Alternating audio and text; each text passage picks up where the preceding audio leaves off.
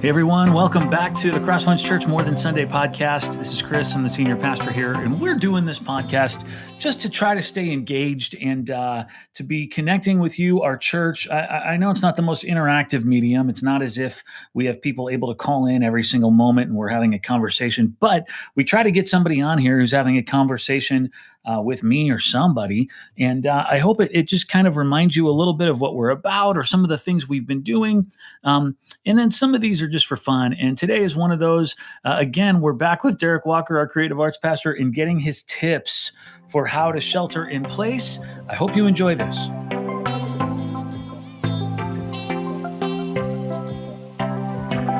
Hey everyone, we are back here with Derek for some more shelter in place tips. And we have some special guests. This is like take your daughter to work day.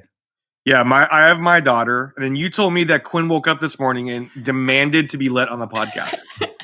I did not. I was asked to be on this podcast. What you said, and I'm going to quote you, is that Quinn was tearful and sat down in the middle of the room and said she wouldn't go anywhere unless you put her on the podcast. It was close to that. It was pretty close to that. Yeah. Not what happened. You're like, hey, you're not that far off. What happened to Emmy? Did she leave already? Emmy can't. Emmy doesn't want to be in this podcast. She doesn't have the personality for a podcast. She doesn't know the tips. Oh, hey, there she is.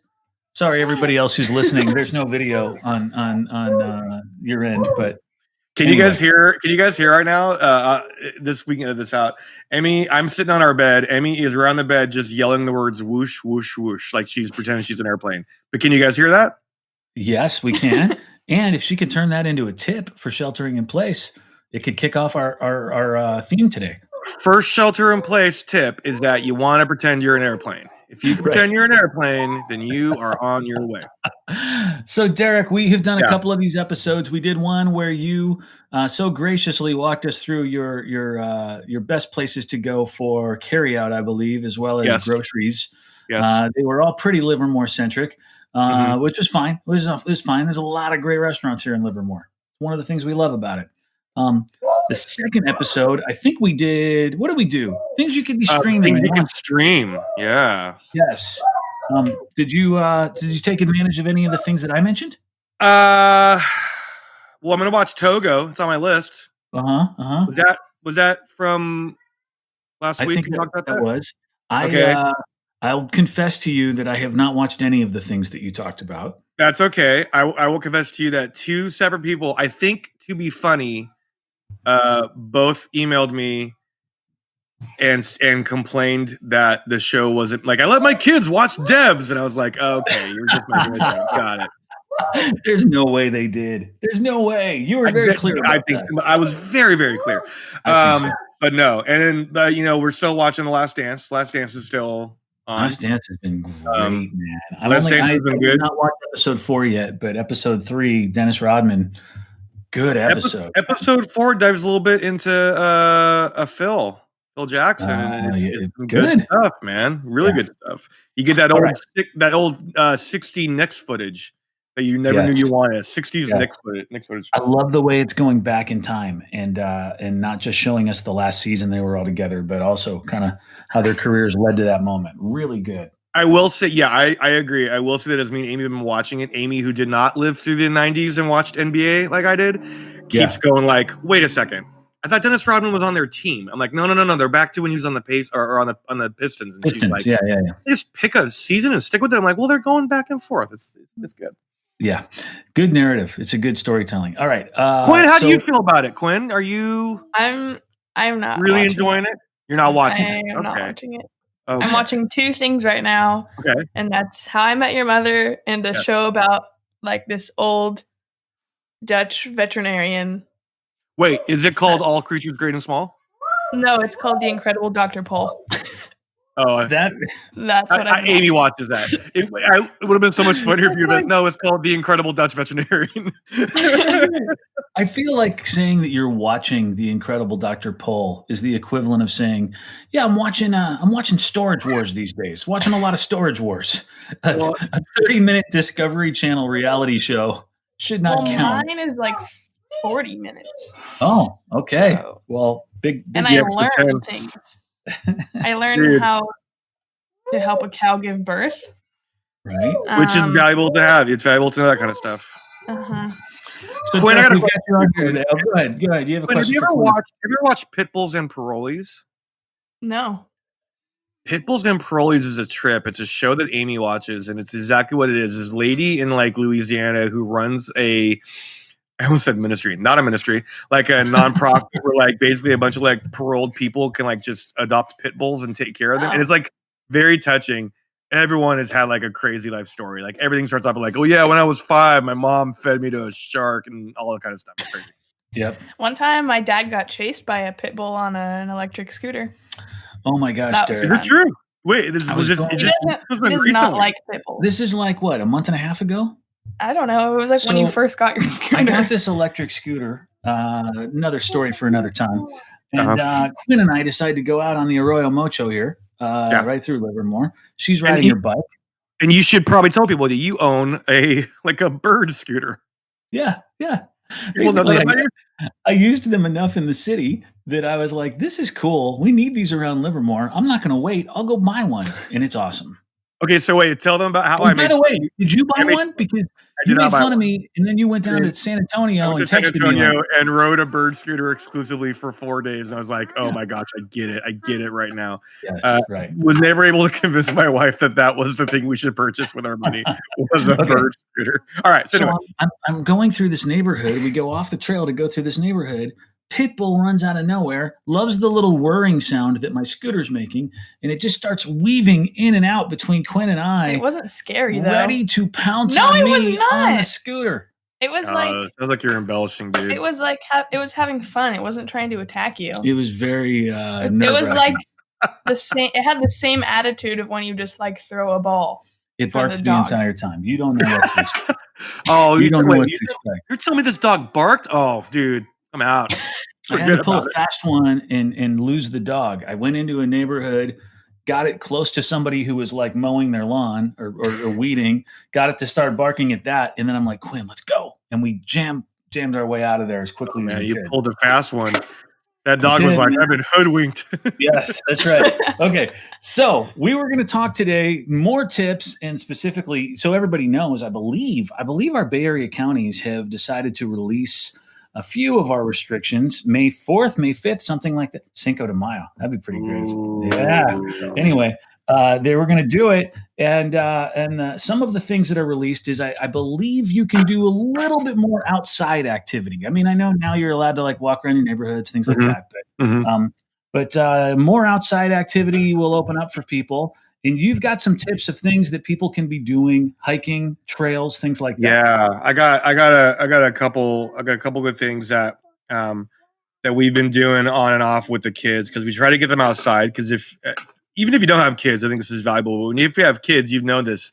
There's only so much they can spend indoors before things get a little bit crazy. Is that true, Quinn? Am I right, Quinn? I don't know. Come on, Quinn. Yeah. But I agree. So, and again, my places are a little more specific. I'm sorry. If you live in Dublin and live in Pleasanton, your cities, they're no good. Livermore's the best. Come on out to wine country and do something. Come out to this is wine. This is Rockcliffe country. That's a commercial anyway. Hey, first thing is first, man. One of my all-time favorite places to go to, and I love it because there's so much of it out there, is Sycamore Grove. Sycamore Grove. Have you guys ever been to Sycamore Grove? Of course you guys have been to Sycamore Grove, right? We've been to Sycamore Grove. We saw a rattlesnake in Sycamore Grove. Remember that? Oh, you can see mongooses. You can see all sorts of things. But really? Mongooses? No. Yeah. I don't even think mongoose live in North America. I saw one in Uganda once. Dr. Pull teach you about that guy. Sorry, go on. That guy, he works with mongooses all the time. It's great. If you don't know about it, it's a bunch. I don't know how big it is, but it's like it's part of it is a paved path, and there's different dirt paths and trails you can take off of the paved path, different hills you can climb. It's great to ride your bike if you want to stay on the paved path. It's great for running too.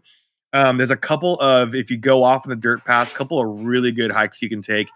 And I don't know, have you guys ever done this? Like, there's two different entrances. There's the one entrance that's closer to like downtown. There's another entrance if you go out to like Wente. There's like the other end of it's out there.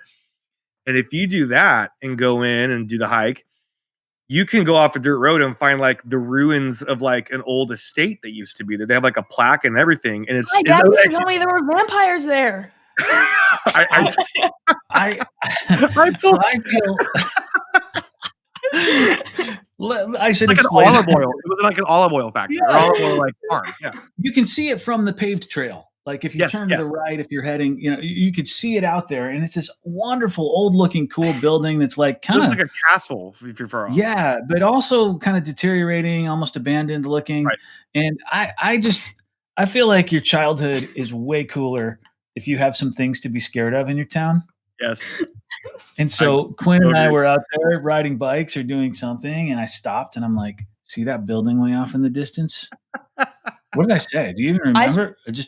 It might have been ghosts, but I'm pretty sure it was vampires. No, it was vampires. It was not ghosts. All I know is like I would go to the camps like over there over the summer, and we would like go on a hike on that trail, and I would tell all the other kids that there were vampires there. They keep going, Quinn, that's not true. You're a counselor. You can't tell the kids that.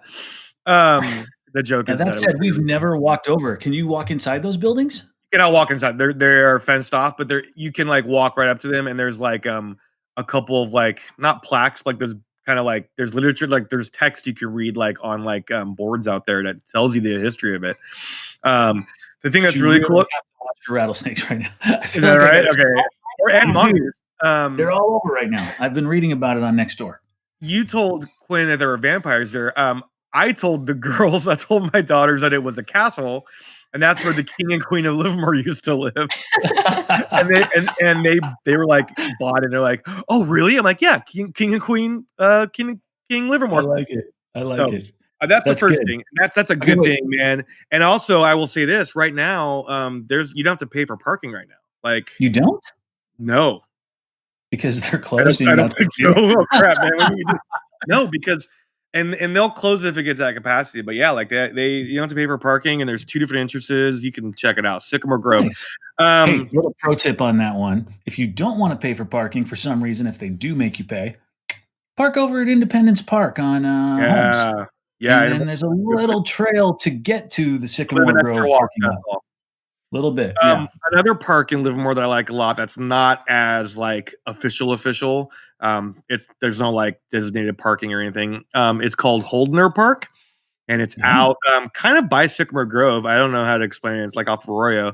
And there is a farm there with goats, and they have a little machine set up. You know, there's old coin-op machines where you can twist a quarter in there, and it gives you a bunch of pellets to feed the goats.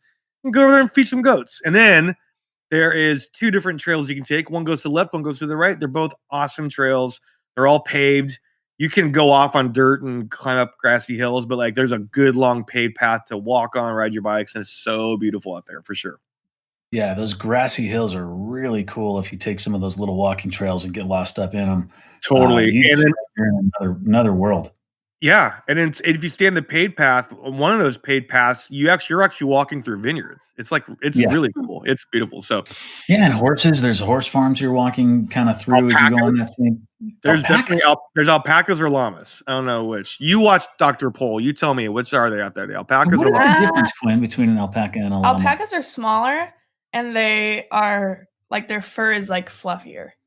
Like you don't really use llama fur for anything. Do they spit? I think both of them spit. Both of them spit. Okay. Good to know. Llamas are primarily used for their meat, though. I think they're used for like carrying things traditionally. And then like carrying your hunger. And then all right. So the last little thing I got is this place that's out on Buena Vista Road in Livermore. That's a country road that's off of East Avenue. And this place is great. And you can actually look it up on Instagram. It's called 5 Fields Flower Farm. Okay. 5 Fields Flower Farm. It's on 2227 Buena Vista Avenue in Livermore. And it's well, yeah, I'm just looking at their Instagram. They give the address. Yeah, okay. It's great, dude. We take our kids there, and they have a big cart set out where you can like Venmo them $5 and take the flowers. They put like bouquets out there of flowers, different things. They have a couple of like goats and a turtle walking around in this pen in their front yard, and you can like they have like a aluminum bucket of carrots out there. You can go out and feed the animals. And it is so fun. I think actually I saw on Instagram they had beeswax candles. They'll make things and put them out there for you to. It's like an honor system. Like Venmo is $10 and buy this. And dude, our kids love it. And I would actually go visit them on Instagram. They are at 5 Fields Flower Farm. And that's a cool one. It is so Didn't cool. know about that. Oh, it's great. Our kids love it. And they also have kind of cool something set up where they had that cart I was telling you. It's like a big wooden cart, and then they have like groceries there, and it basically says like, hey, if you need groceries, if you need like tomato sauce or anything, take it. Like here's this food. It's like almost like a little mini food bank. Wow. Very cool. Yeah. So really cool place. Like I said, kids love it, but it's also just fun to go just hang out. They have goats. And is it open all the time, or like do you have to? Is there like a fence you have to get through to get in, or what's the? No. It's just a normal house on Buena Vista, and you park across the street and just walk over. Walking around somebody's front yard. Is that what you're saying? No, you're walking their driveway, and on one side of the driveway they have a cart, and the other side they have their big yard, and it's all fenced off. But you can interact with the goats and stuff. And you just park on Buena Vista. You don't park in their driveway. You don't block their garage. I wouldn't block their garage. I wouldn't do that, but. They're cool, and I love seeing businesses like that are small, family owned, that use Venmo. I'm so pumped, and I have to like leave $5 in a coffee can because I feel like for real 2 years ago they would have been like, yeah, leave us $5 under the tire of my Pathfinder. And no, Good call, man. Do it, Derek. These are great ideas, dude. Thank you very much. We appreciate the tips. Yep, I'm glad I could do this, man. This is. Next week, I got to think more, man. If you want me to do this again, I think I've ran through everything I've ever done during quarantine, so I need to go figure out some new things. Well, we've got a week to figure it out, so we'll see if we can come up with some good stuff. Quinn, can you and me do a podcast? Sure. Your dad can't be in there, and you just tell stories about your dad. Okay, that sounds good.